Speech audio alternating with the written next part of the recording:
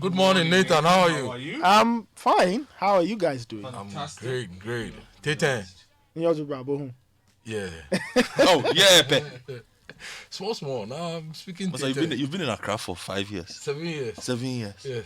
The tete should be more than. Maybe I should eat kinke every day. You've been eating the kinke, mashing You've it, been mashing it. doing all kinds of things to it. No. Don't force kinke on me. Don't force kinke. Look, I'm going to eat kinke religiously every day. Kinke and a claw. Maybe my gun will start coming. Or if there's a book I can use to learn Ghana, that would be really good. If you have suggestions. You need a Ghana reader. Yeah. We'll get you one from the Bureau of Languages. They've got fantastic Ghana readers. No worries there. I used to read some back in the day. Eh. Asenta Oba. That's the reader we used in class 6. I remember that one because I did Ghana. Yeah. I was telling them. Orange cover. Some very interesting. Ghana was my worst. I had 4 in Ghana during my BEC. Asenta Oba. The Asenta sounds like the name of a CSO. Literally. I will tell you what happened during that year where we were asked to write, Kojo, about our favorite food. And I ended up writing about our favorite food seller. Because I had prepared for your favorite food seller. So I didn't see the part that said write about the favorite food. No, I just saw write your favorite food seller. Finish. Charlie. You answered your own question. I answered my own question. I got 4 for it. Amen. Anyway, to the front page of the Daily Graphic. Definitely not Asenta Oba. Tragic story.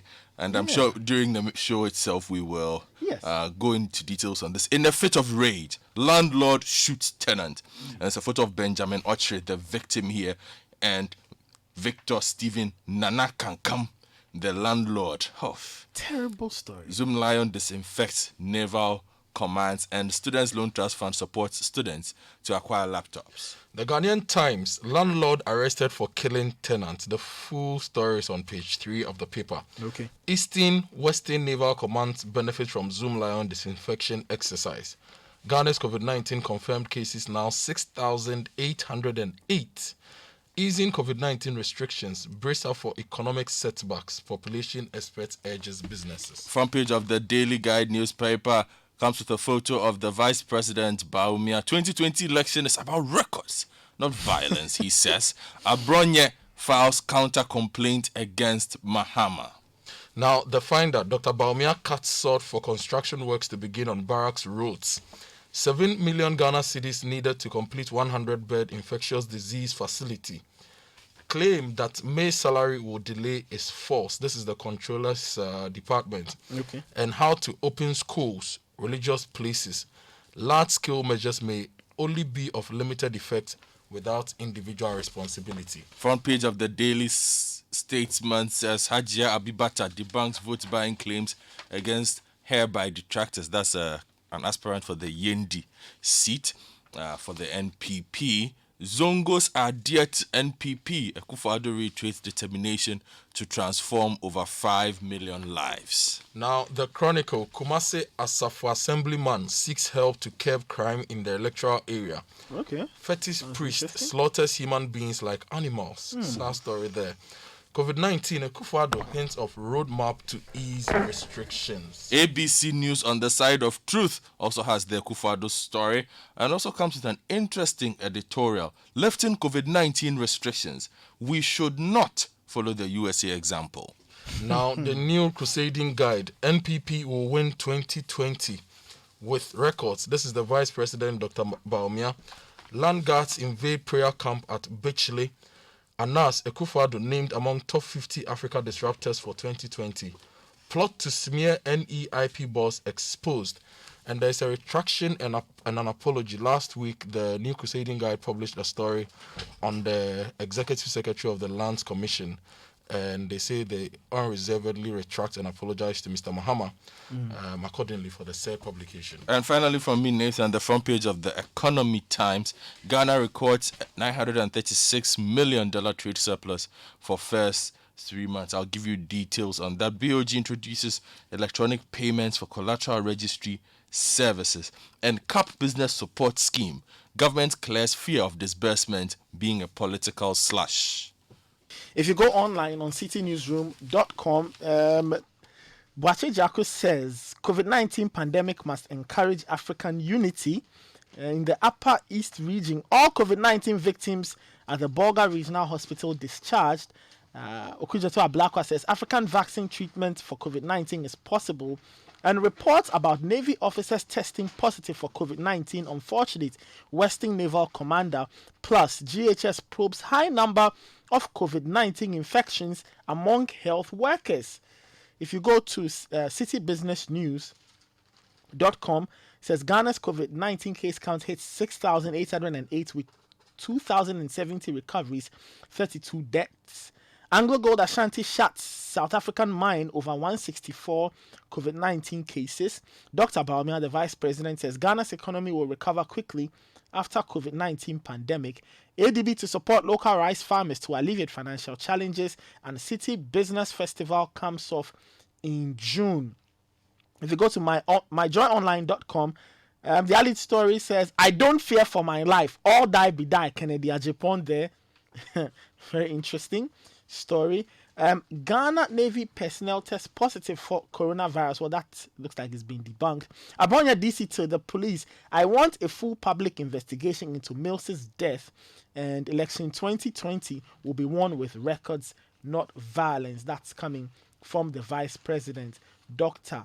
Baumia. If you go to the BBC's Africa homepage, it says the Africa Live updates: 50 trafficked Nigerian women rescued from Lebanon.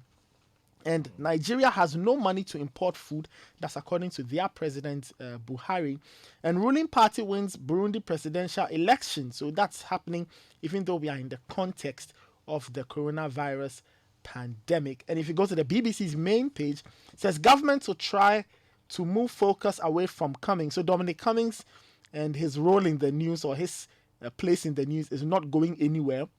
And also the British Prime Minister says non-essential shops to reopen from the 15th of June. Plus, a top scientist says sports events shut down too late to save lives. So he was referring to the Liverpool Champions League tie and the Cheltenham Festival, and how they were staged in the United Kingdom. But guys, let's start off with that very sad story. Yeah. On the front page of the Daily Graphic. I was very shocked when I read it earlier. It's made the front page of the Daily Graphic and the Times as well. The In a fit of rage, landlord shoots tenant, and a brutal afternoon shooting act allegedly perpetrated by a landlord at Ofanko in Accra has ended the life of his tenant. In a fit of rage, the landlord, Victor Stephen Anakankam, who could not withstand the refusal of the tenant, Benjamin Oche, to vacate a room he rented out to him, allegedly picked a gun and shot him in cold blood. The victim, aged 31, popularly known as Trilonaire, was a budding musician known for his album titled Pondem. According to witnesses, Oche's 2-year tenancy agreement was to expire on May 24, 2020. Consequently, the landlord is said to have called Oche and warned him not to spend a day more after the expiration of the tenancy. Kankam is alleged to have asked Oche to pack out of the room and leave the key to the room with any of the tenants, as he did not want to set his eyes on him.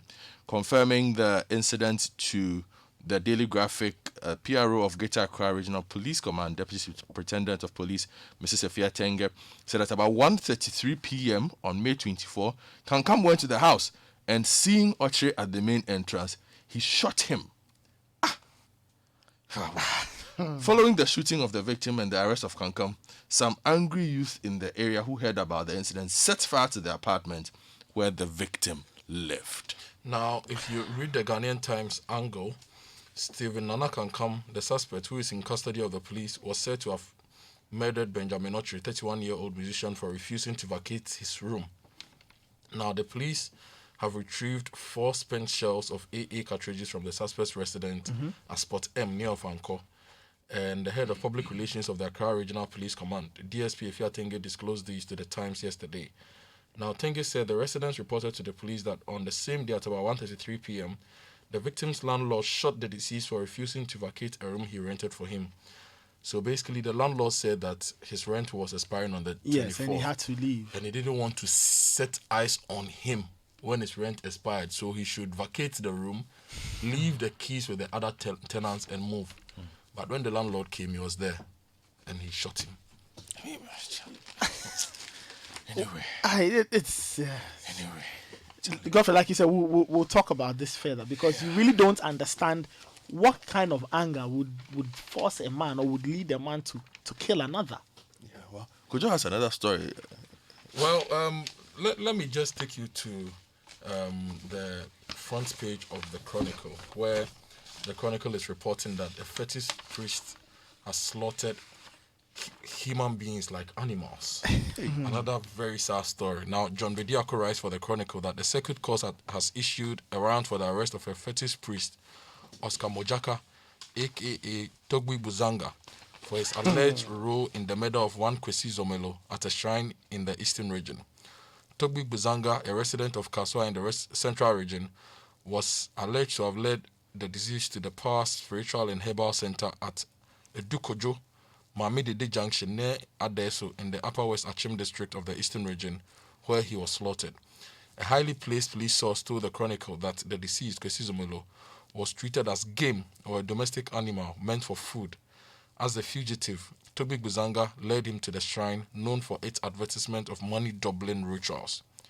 After Zumelo was ritually murdered, Toby Buzanga requested to be given the legs, hands and head, to which he was obliged and has since gone to an unknown destination. And according to dependable security sources, the latest revelation was a result of an alleged confession made by the prime suspect, Christian Gameli, aka Power One, owner of the shrine, who together with his trainee, famous Adukono, aka Scorpion, are helping the police get to the bottom of the murders that took place at the shrine. If you remember last week, we read a story that Dochehini had asked all these spiritualists and all these shrine owners to vacate his area because a lot Those of they them didn't were know. yes, a lot of them were Doing involved all in kinds of criminal things. activities, and that if you are not native to the area, you should immediately vacate. Look, sometimes when you are driving, going to Koforidia, driving through the eastern, you see a lot of these signboards. Don't yes. this spiritualist that. This is extremely troubling. And they all have TV stations. Oh yeah, you find them advertising all over the place. Anyway, let me take you to COVID and its related Yes, there are a lot stories. of COVID stories. Yes, and there are a lot of those on the economy as Okay. well as As you suggestions. look for one, if you go to Oh, no. citynewsroom.com, Okay. it says that the Ghana Health Service says it will be evaluating why a lot more health workers are testing positive for COVID-19 in the country. Health workers have consistently complained about inadequate PPEs, which heightens their risk of infections in their line of duty. Last week, for instance, the Western region reportedly had 43 health workers testing positive, while the Eastern and Ashanti regions have recorded 15 and 30 cases respectively.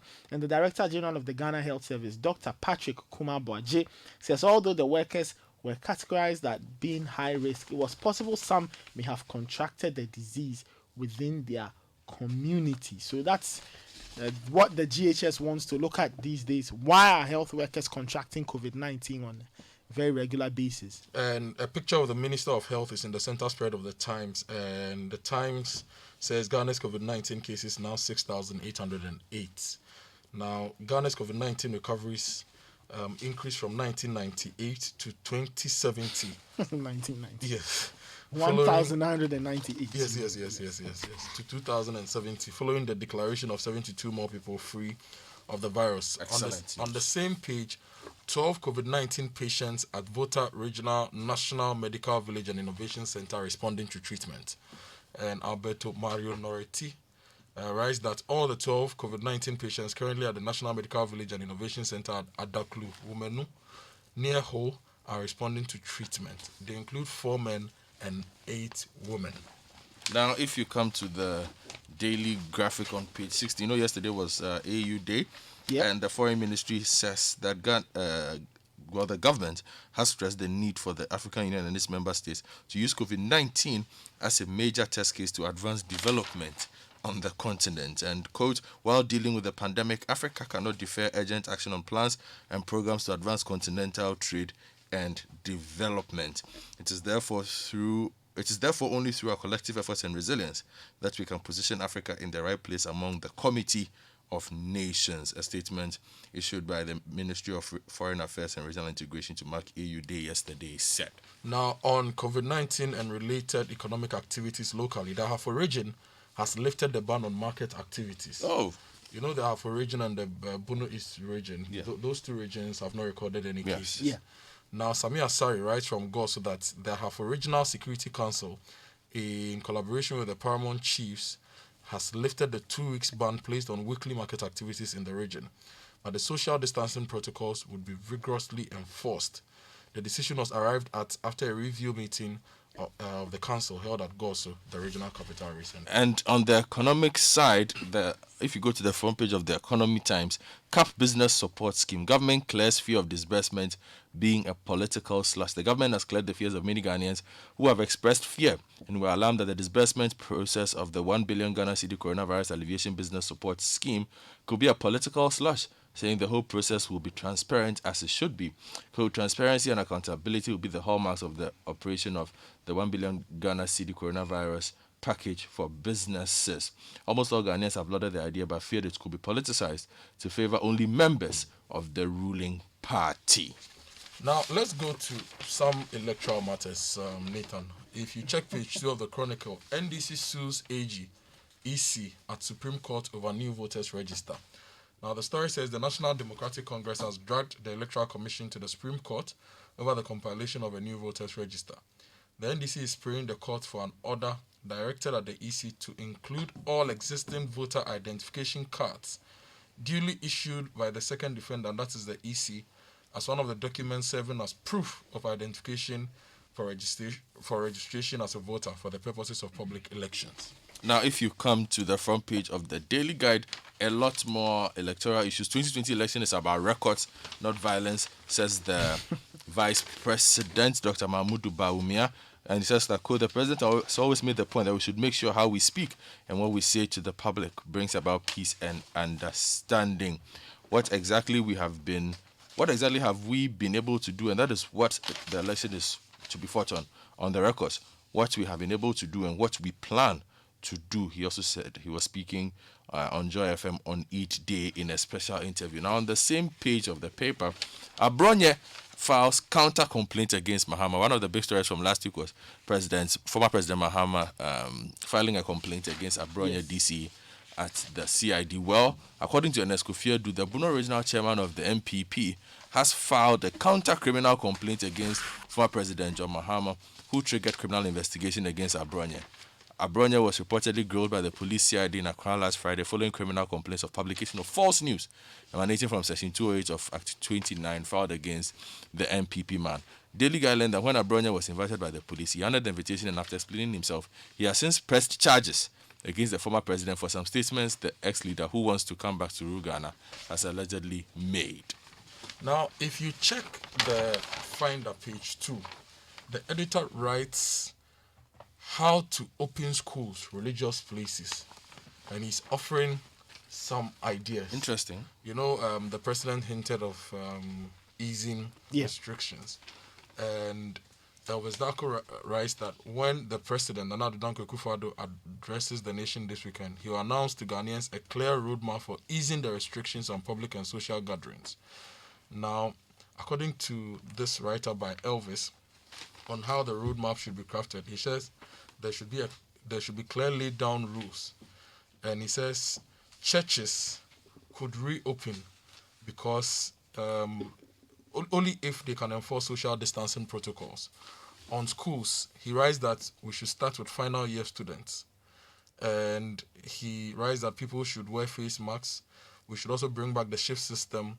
And he's writing some very, very interesting things. Now, there's a similar one in the ABC News on the editorial that says that lifting COVID-19 restrictions, we should not follow the USA example.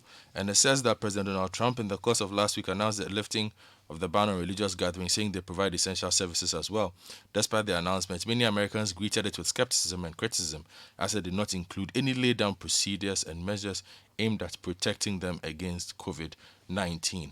To the extent that mosque and church services were abandoned by the American people, should loudly tell the world that the announcement did not meet the happy agreement of the American populace. Now, there's the story of land guards, which keeps coming up. And if you check page 3 of the New Crusading Guide, land guards invade prayer camp at Bitchley. Yeah, this Bitchile and land guard issue. Yes. I think like once every 2 weeks, I see a story about land Oh, guards yeah. in And Bitchley. Bitchile. And Bitchley. Yes. Seems to be the hub, eh? Charlie. Now, the story says information gathered reveals that some notorious land guards operating at Bitchley, Obeyeye, on Saturday took their criminal activities to the penal prayer camp in Bitchley to grade some portions of the land at the prayer camp. The land guards, who were wielding guns and machetes, fired several rounds of warning shots to disperse the members at the camp who had gone to pray to God for various reasons and intervention. But the members at the camp too, why did they go when there is restriction on religious On activities? religious activities. Anyway, Well, just a quick a few things. If you go to citybusinessnews.com, it says GSS to conduct survey to track impact of COVID-19 on businesses in Ghana. So we all do know that COVID-19 has hit almost every sector. You can't think of one that has escaped. But the Ghana Statistical Service will be working with the UNDP and World Bank, and it will start a survey from today to the 20th of June. It's a business tracker survey to track the impact of the novel coronavirus pandemic on businesses in Ghana. It will use telephone interviews for data collection, and it will identify and measure the impact of the disease on small, medium, and large-scale establishments operating in the country. So next week, Tuesday, as part of the City Business Festival, we have a virtual forum titled Reboot, looking Yes, at how yes, businesses businesses can can reboot. It will be on City TV, all right. 11 a.m. to 1 p.m., so people should just note it down. Okay, thank you, Godfred. Thank you, Kojo. That was the newspaper review brought to you by Total Quads, Fidelity Bank,